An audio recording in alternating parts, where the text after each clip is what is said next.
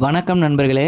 இப்போ நம்ம எல்லாருக்கிட்டேயும் ஒரு மிகப்பெரிய குழப்பம், கவலை என்னன்னு பார்த்தீங்கன்னா, எம்டி சாருக்கு வந்து பெயில் கிடைக்கல நேற்று. அதனால் ரொம்ப கவலையாக இருப்போம். உண்மை என்னன்னு கேட்டிங்கன்னா, இந்த கோர்ட்டு, வழக்கு, விசாரணை இப்படின்லாம் இருக்கிறவங்களுக்கு வந்து இது சாதாரண விஷயம். ஆனால் நம்மளை மாதிரி மக்களுக்கு, இப்போ என்ன மாதிரி ஆளுங்களுக்கெல்லாம் பார்த்திங்கன்னா, இது ஒரு பெரிய விஷயம். அச்சச்சோ என்னடா ஆச்சு, ஜாமீன் கிடைக்கலையே, ஏதாவது ப்ராப்ளமா, கம்பெனி என்ன ஆகுமோ இப்படின்லாம் யோசிக்க தோணும். இதை பயன்படுத்திக்கிட்டு நிறையா பேர் கமெண்ட்டில் வந்து கம்பெனியை தரக்குறைவாக பேசுகிறதும், அவ்வளோதான் உங்கள் கம்பெனி அவ்வளோதான் அப்படின்லாம் போடுறதுமா இருக்காங்க. உண்மை என்னன்னு கேட்டிங்கன்னா, உண்மையாகவே ஒரு கம்பெனி வந்து அவ்வளோதான் முடிய போகுது, மூட போகுது அப்படின்னா யாருமே வந்து கமெண்ட் போட மாட்டாங்க, ஒன்றும் பண்ண மாட்டாங்க. அந்த மூட போகிற நாளுக்காக வெயிட் பண்ணுவாங்க.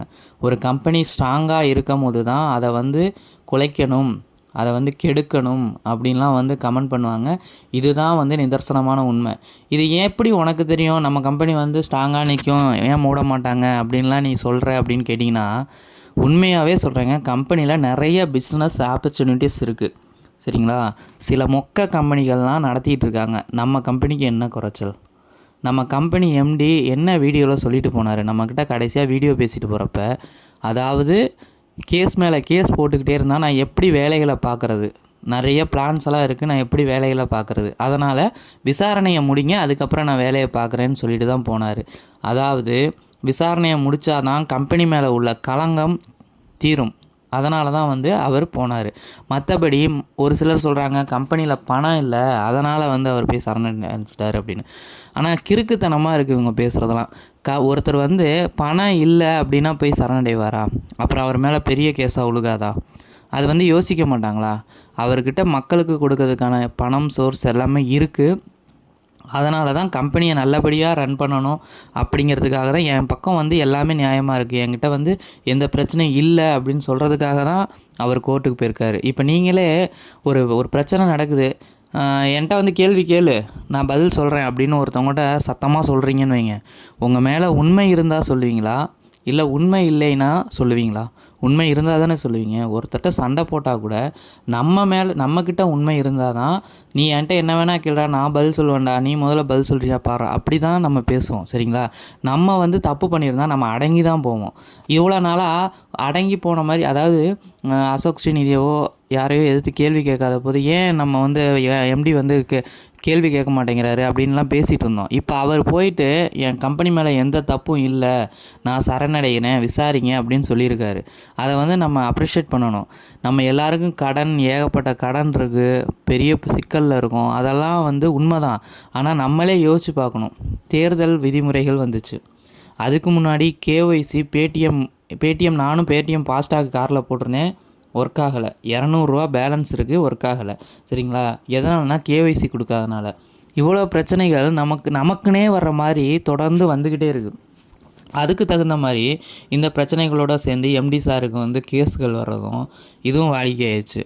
அப்போ வந்து அவர் வந்து அவராக வந்து பே அவுட் நிறுத்துறதுக்கு காரணம் இல்லை, அவர் நிறுத்தவும் இல்லை. நிறையா காரணங்களுக்காக நிறுத்த வேண்டிய சூழ்நிலைக்காக நிறுத்திட்டார், சரிங்களா?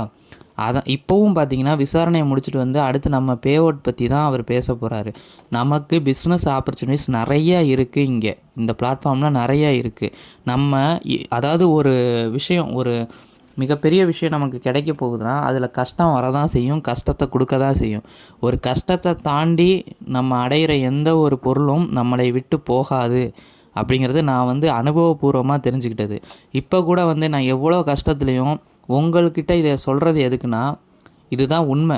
நான் வந்து அனுபவபூர்வமாக தெரிஞ்சுக்கிட்டது இதுதான். நம்மளுக்கு கஷ்டப்பட்டு கிடைக்கிறது எதுவும் நம்மளை விட்டு போகாது. தயவு செஞ்சு பணம் போயிடுச்சு, அது போயிடுச்சு, இது போயிடுச்சுன்னு இந்த போயிடுச்சுங்கிற வார்த்தையே விடுங்க.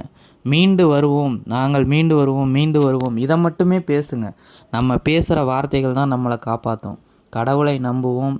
நம்ம எம்டி வந்து யாரையும் விட்டுட்டு எங்கேயும் ஓடலை, அவர் சரணடைஞ்சிருக்காரு, போலீஸ் கஸ்டடியில் இருக்கார். அப்புறம் ஏன் நம்ம பயப்படணும்? அரசாங்கத்துக்கிட்ட தானே இருக்கார் அவர் எங்கேயோ ஓடி போன மாதிரி, மற்ற கம்பெனிக்காரங்க ஓடுற மாதிரி அவர் ஓடி போன மாதிரி நம்ம ஃபீல் பண்ண வேண்டிய அவசியமே இல்லை. எவன் ஏதாவது பேசிட்டு போகட்டும், நக்கல் பிடிச்சவங்க ஏதாவது ஒன்று சொல்லிக்கிட்டு இருப்பாங்க.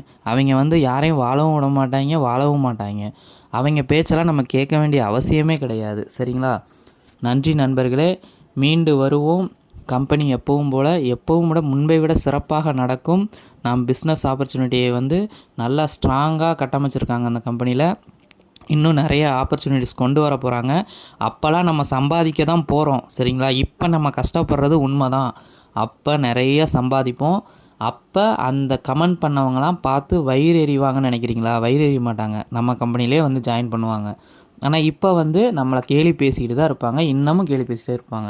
நீங்கள் வந்து ஒரு கமெண்ட் போட்டாலோ அதுக்கு கீழே வந்து பேட் கமெண்ட் போடுவாங்க.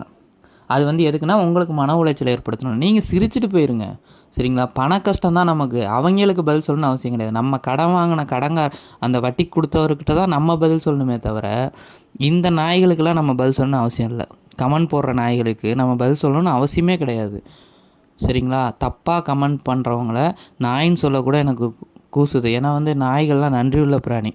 இதுங்களாம் என்ன ஜென்மங்கன்னே தெரில. நம்ம எது பேசினாலும் வந்து அதில் வந்து பேட் கமெண்ட் போடுறது, அடுத்தவங்களை காயப்படுத்தணும்னு கமெண்ட் போடுறது, இதுதான் அவங்களுக்கு வேலை, சரிங்களா? வீடுகள்லேயும் அப்படி தான் இருப்பாங்க. அவங்க வீட்டிலேயே அவங்கள துரத்தி விட்டுறலான்னு தான் யோசிப்பாங்க. இவன் போனால் ஒரு நாளைக்கு நல்லா இருக்குமே அப்படின்னு தான் யோசிப்பாங்க. நம்ம எம்டி சார் வந்து சரணடைஞ்சு நம்ம எல்லாரும் அவர் வெளியில் வரணும்னு வேண்டுறோம்ல, பணத்துக்காகவோ இல்லை வந்து குணத்துக்காகவோ ஏதோ ஒரு விஷயத்துக்காக அவர் வெளியில் வரணும்னு வேண்டுறோம்ல. ஆனால் இவங்க 10 நாள் வீட்டில் இல்லைன்னா கூட ஒரு நாயும் சீண்டாது, ஒருத்தனும் கண்டுக்க மாட்டான். அந்த மாதிரி நாய்ங்க தான் வந்து இந்த மாதிரி பேடு கமெண்ட் பண்ணுங்க. அப்புறம் வீட்டில் வந்து பொண்டாட்டிக்கிட்ட வந்து திட்டு வாங்கிட்டு ஐயோ அவகிட்ட கோவத்தை காட்ட முடியலையே, வேறு எவனையாவது போய் கலாய்ப்போன்னு வந்து கலாய்ப்பானுங்க. இவனுங்க தான் வந்து சோசியல் மீடியாவில் நிறைய திரிவானுங்க, சரிங்களா? அதெல்லாம் கண்டுக்காதீங்க. இப்போ நீங்கள் இந்த வீடியோவுக்கு ஏதாவது கமெண்ட் போட்டிங்கன்னா கூட அதுக்கு கீழே ஒருத்தன் வந்து கமெண்ட் போட்டானா அவனுங்க அந்த மாதிரி ஆளுங்க தான், சரிங்களா? அதை ஜாலியாக எடுத்துங்க, உங்கள் மனசுக்குள்ளே வந்து சிரிச்சுக்குங்க, சரிங்களா? மற்றபடி நம்ம இப்போ படுற பண கஷ்டம் கூடிய விரைவில் மீண்டு வருவோம். இது வந்து முருகன், என் அப்பன் முருகன் சொன்னது போல் எடுத்துக்குங்க. மீண்டு வருவோம், மீண்டும் வருவோம். நன்றி நண்பர்களே.